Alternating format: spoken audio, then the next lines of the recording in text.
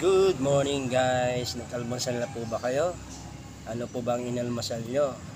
Ito na naman si Buhay Technician at mayroon na naman tayong bagong content. Ayan, salamat po sa inyo lahat sa support nyo at walang sawang panonood sa akin. Maraming salamat po. Maraming salamat po sa inyo. Ayan guys, bumili tayo ng pansit kanina. Shoutout nga pala kay ate, binili natin pansit. Nalaman natin kung ano ang sikreto niya at kung bakit madaling maubos. Yung bibilo ng pansit niya laging nauubos.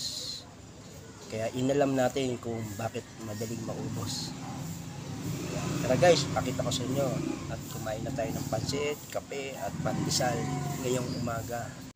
Yan, good morning. Nagkape tayo guys. Bumili na rin tayong pansit, pandesal. May kagat na ang pandesal natin dito. Yan, si Mahal kasi masakit ang kanyang ngipin. Kaya ako ang unang kumain. Ang laki ng kagat nga ng pandesal dyan eh.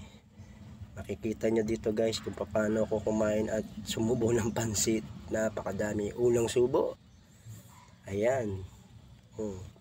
Ang takaw ko daw. Yan ang unang subo natin. Ang sarap. Sarap, sabi ko dyan. Nguya tayo ng nguya kasi ninanamnam natin ang sarap ng pansit ni ate. Pangalawang subo, ang laki rin ang subo ko. Gumitingi-tingi ako dyan eh, kasi gutom na ako. Ang aga natin magising guys. Ano oras pa lang tayo nagising dyan eh. Tapos sumubo ulit ako dahil napakasarap talaga ng pansit ni ate. Wow! May mga natatapon pa nga eh. Si Mahal natin eh masakit ang ngipin, kaya ako ang kumain at tumira ng pansit, pandesal. Yan, pangatlong subo uli. Napakasarap. Halos maubos ko na yung pansit. Medyo manga lang yung wipe natin dito eh. Diba?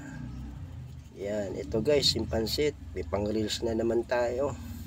Sarap talaga ng pansit. Yan, at sinabayan natin ng kape sa umaga. Tingnan nyo kung ang ngiti. Diba? Smile lang po tayo lagi ha. Yon, kaya inalam natin si ate kung madalas at bakit madaling maubos ang kanyang tindang pansit.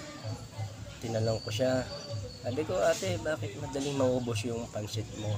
Sabay tawa siya ng malakas. Paano din ba naman mauubos yan? Sa tatlo lang kayo bumibili sa akin.